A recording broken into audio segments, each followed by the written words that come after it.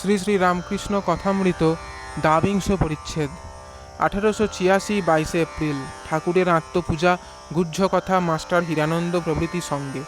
ঠাকুর শ্রীরামকৃষ্ণ অন্তর্মুখ, কাছে হীরানন্দ মাস্টার বসিয়া আছেন, ঘর নিস্তব্ধ। ঠাকুরের শরীরে অশ্রুতপূর্ব যন্ত্রণা। ভক্তেরা যখন এক একবার দেখেন তখন তাহাদের হৃদয় বিদীর্ণ হয়। ঠাকুর কিন্তু সকলকেই ভুলাইয়া রাখিয়াছেন, বসিয়া আছেন সহাস্য বদন। ভক্তেরা ফুল ও মালা আনিয়া দিয়াছেন। ঠাকুরের হৃদয় মধ্যে নারায়ণ, তাহারাই বুঝি পূজা করিতেছেন। এই যে ফুল লইয়া মাথায় দিতেছেন, কণ্ঠে হৃদয়ে নাভিদেশে একটি বালক ফুল লইয়া খেলা করিতেছে। ঠাকুরের যখন ঈশ্বরীয় ভাব উপস্থিত হয় তখন বলেন যে শরীরের মধ্যে মহাবায়ু ঊর্ধ্বগামী হইয়াছে। মহাবায়ু উঠিলে ঈশ্বরের অনুভূতি হয়। সর্বদা বলেন, এইবার মাস্টারকে সহিত কথা কহিতেছেন। শ্রীরামকৃষ্ণ মাস্টারের প্রতি, বায়ু কখন উঠছে জানি না, এখন বালক ভাব, তাই ফুল নিয়ে এইরকম করছি। কি দেখছি যেন, শরীরটা যেন বাঁখারি সাজানো কাপড় মোড়া, সেইটে নড়ছে। ভিতরে একজন আছে বলে তাই নড়ছে, যেন কুমড়ো শ্বাস বিচি ফেলা। ভিতরে কামাদি আসক্তি কিছুই নাই, ভিতর সব পরিষ্কার। আর ঠাকুরের বলিতে কষ্ট হইতেছে, বড় দুর্বল। মাস্টার তাড়াতাড়ি ঠাকুর কি বলিতে যাইতেছেন একটা আন্দাজ করিয়া বলিতেছেন, আর অন্তরে ভগবান দেখছেন। শ্রীরামকৃষ্ণ বলিতেছেন, অন্তরে বাহিরে দুই দেখছি অখণ্ড সচ্চিদানন্দ। সচ্চিদানন্দ কেবল একটা খোল আশ্রয় করে এই খোলের অন্তরে বাহিরে রয়েছেন, এইটি দেখছি।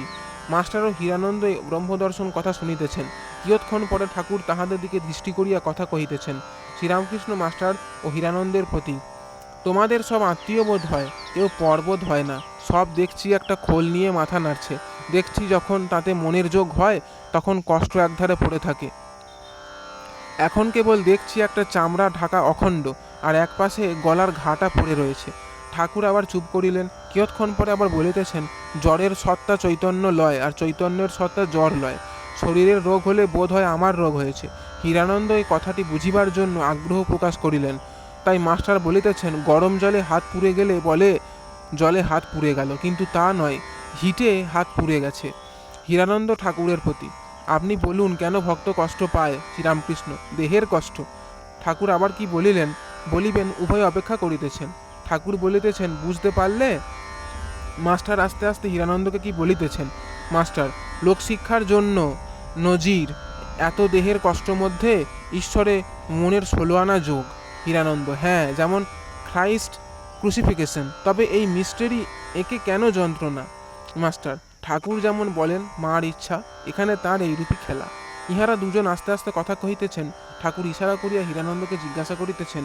হীরানন্দ ইশারা বুঝিতে না পারাতে ঠাকুর আবার ইশারা করিয়া জিজ্ঞাসা করিতেছেন, ও কি বলছে? হীরানন্দ, উনি লোকশিক্ষার কথা বলছেন। শ্রীরামকৃষ্ণ, ও কথা অনুমানের বই তো নয়।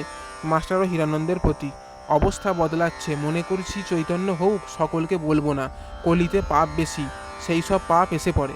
মাস্টার হীরানন্দের প্রতি, সময় না দেখে বলবেন না, যার চৈতন্য হবার সময় হবে তাকে বলবেন। জয় ঠাকুর মহাস্বামীজি।